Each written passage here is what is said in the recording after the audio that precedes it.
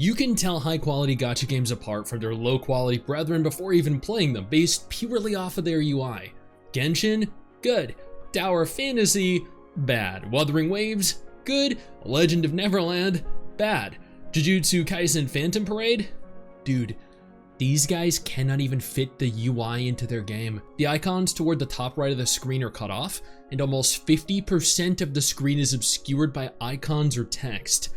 This is one of the most off-putting UIs I have ever seen in a gacha game, but it really lays a foundation for a phenomenal game. And by phenomenal, I mean phenomenal disappointment. I am glad that I turned down a paid sponsorship for this game. I just had a bad feeling about it. Hey, my name is Stix and welcome back to the worst gacha ever, a video series where I discuss a gacha and tell you guys what I thought in explicit detail as we attempt to find the worst gacha ever. If this is your first time here, consider subscribing to the channel, hitting that little bell notification. That way you remain up to date with every single thing that I post, and I post every Sunday. Do not miss out. Now pull out your Dorito bag, go grab a vanilla Coke, and let's get talking. I have never consumed any Jujutsu Kaisen material. I know absolutely nothing about the anime or the manga, so the story to me was completely new.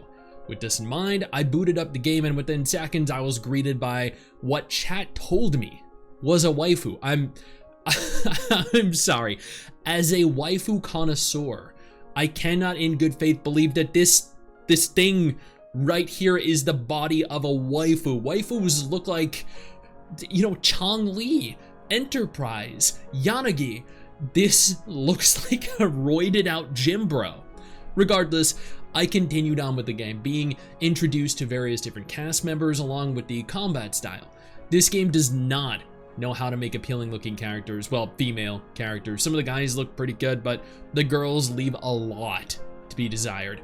I'm a waifu over meta kind of guy, so seeing the selection of characters left me, well, underwhelmed.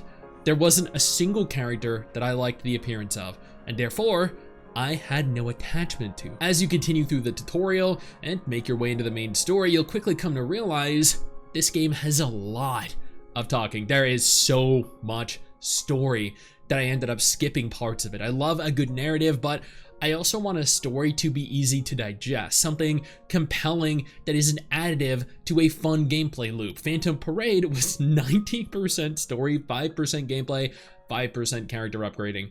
I pushed through 5 chapters before doing this video. 5 chapters. You want to know how many episodes in chapter 4 were combat missions? Omen, followed by episode 1 through 3, were all story. Episode 4 through 6 were story. Episode 7 was combat. Episode 8 and 9 were story. Episode 10 was combat. Episode 11 was story. And episode 12 through 14 were combat. Less than half the chapter required you to actively engage in any type of encounter. But this was an action-packed chapter. Let me show you chapter 3. 6 story episodes and 2 combat. 6 out of 8 episodes were you sitting there on your ass in your seat watching the story rather than playing the game. Episodes 9 through 16 had 3 combat episodes only.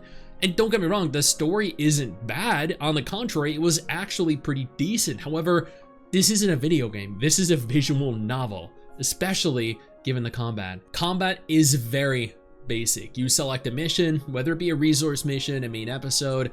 You select 4 characters, a backup character, and an allied unit obtained from a friend. Each character has their own class archetype, but we'll talk about that later. You sit through some pre-combat story, and then you're thrust into the heat of battle. You'll see like 10% of your character because the rest is obscured by the god-awful UI.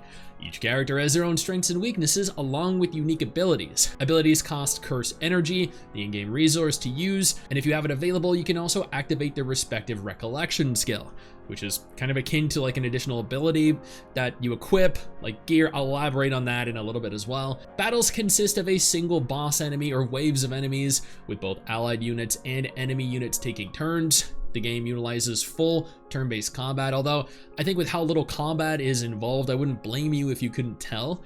There's a 2x speed button, an auto combat button, which you'll make extensive use of because the combat is very shallow.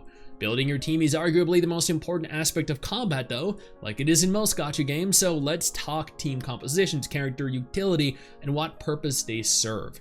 Every feature in the game can be accessed from the 5 buttons towards the bottom of the screen. Formation brings you to the character section of the game, and you know what? That guy there, he kind of looks like me. Big, beefy, dashing, with great hair.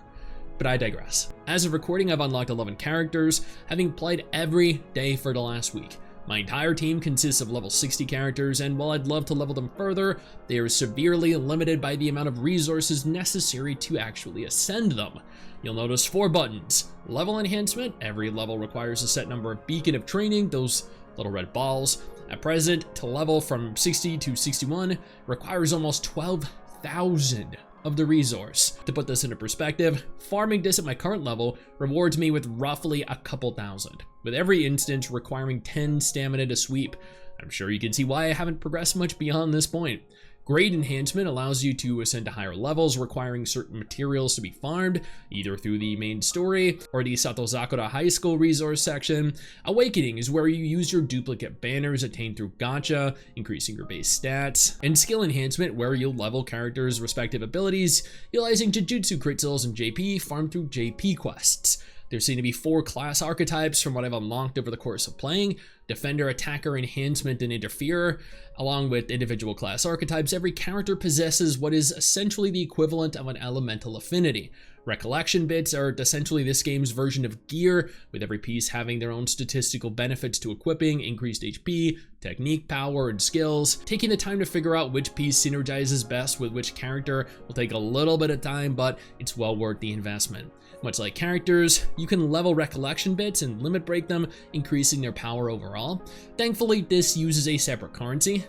Well, maybe not thankfully, given you're required to farm separately for characters and their recollection bits, and your stamina is already highly limited as is. The album allows you to relive events that you've played through, main story, events, side stories. The rank button towards the lower right leads you to individual character missions.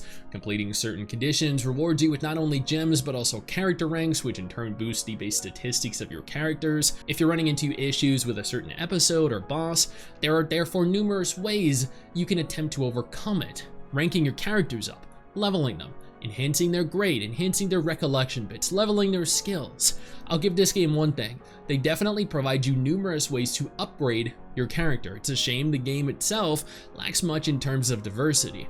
Content consists of the main story quests, which we discussed earlier. These are comprised of a dozen or more episodes, most of which are story related, some of which are combat related. Events, currently the story event A Homesick Horizon is running alongside Grand Exorcism Battle. These will vary quite significantly for every event. Dispatch missions allow you to send your characters out and farm a set number of resources, in this instance XP orbs and JP. Cursed Object Collection allows you to farm for various upgrade materials related to grade enhancement. Enhancement Quest is where you'll farm XP orbs along with resources for all the other upgrading you'll find is necessary. Domain Investigation is locked behind the final episode of Chapter 4, which I couldn't bring myself to complete due to the sheer boredom that I felt reading the game instead of playing it. And Formidable Foe, locked behind the completion of Chapter 8. Yeah, we ain't getting there. Or at least Episode 12 of Chapter 8, which very well could be the conclusion of the chapter. That's it for content though. There's also this small, interesting little idle resource gathering feature called Cursed Corpse Stroll, where these little demon things farm resources, AP, JP, XP orbs while you're AFK, which is a great little addition. But these idle farming features are present in a lot of games these days, even more so in idle RPGs. You know, in retrospect, I do genuinely think that they are a great addition to games, so I gotta give the devs kudos there. The gacha, though, oh my god, it is not good at all. You do get to reroll on your first SSR character, which was a great way to introduce players into your game, and I genuinely think more gacha games should adopt this practice, but so many of the banners are paid banners only, meaning the free currency that you earn in-game cannot be used to pull on them. Thankfully, there are a few free banners, although paying players get discounted pulls on them as well, making it more catered to and more rewarding for players that spent money. Correct me if I'm wrong, but there is no pity present in-game. I could not find any information in-game concerning a soft or hard pity outside of the guaranteed SR after 10 pulls, meaning that you're never, ever guaranteed the limited banner character no matter how many pulls you do. However, if you click exchange, which you'll find towards the bottom right, you will be able to exchange gacha points accumulated through pulling on specific banners for the character in question. I think it's worth noting that since these points are exclusive to the banner, rather than being shared between banners, if the banner finishes before accumulating the 250 total points or 120 for recollection bits, you'll forfeit any pity built up.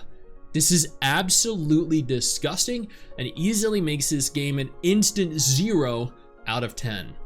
I would not recommend this game to anyone based purely off of the horrendous predatory monetization present. Again, unless I'm wrong, but I could not find confirmation of any pity outside of the gacha points within the game itself. So please let me know if there is. One thing I can say is that I do appreciate the fact that you earn a lot of free crystals while playing the game. You seem to get them from literally everything you do, which is great for free players. If only most banners weren't focused on paying players and there was a decent pity present. And that is really it. At the end of the day, it's just another low-effort anime adapted into a gacha game with the sole intention of milking you for every single cent they can before shutting it down. Now let's go ahead and break down my rating. Content 2 out of 10. Most of the game consists of watching the game rather than playing it. A great visual novel, but a barren game void of real content. Difficulty 7 out of 10. Even if you double, triple the required combat power, battles are still very difficult, which did surprise me and I thought was actually pretty solid. Free-to-play friendliness 0 out of 10. More paid banners and free banners, no pity carried over between banners, absolute travesty of a gacha system. Gameplay 2 out of 10. Animations felt stiff, honestly, it is incredibly basic, it looks low quality, and you can barely see anything going on with that horrid UI. Graphics 3 out of 10. Character models were not very good, backgrounds looked pretty cheap, a lot of the game was heavily reused assets, you can tell this was a cash grab. Sound 2 out of 10. I feel like a lot of new gacha games just do not provide anything special when it comes to music or sound effects, which is sad. Story 5 out of 10. Honestly, the story was pretty decent, but it was so drawn out that I grew disinterested in it and just skipped it.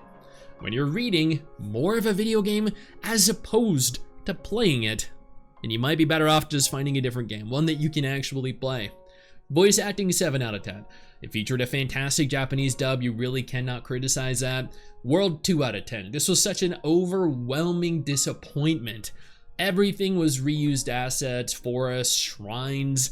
There was very little lore built outside of the story being told. It was just so lifeless and heavily dependent on whether you knew the source material. Fun 1 out of 10. I had more fun watching Bernice's music video on repeat for a full day. Overall, I would give this 31 free banners out of 100 paid banners, or 3.1 out of 10. This was about as disappointing as I'd anticipated it being, unfortunately. Hey you, where do you think you're going? Don't you close out of this tab. I didn't give you permission to do that. Sit your ass back down. Click one of the 2 videos that are gonna be on screen in just a moment and keep watching my content. Keep enjoying my content.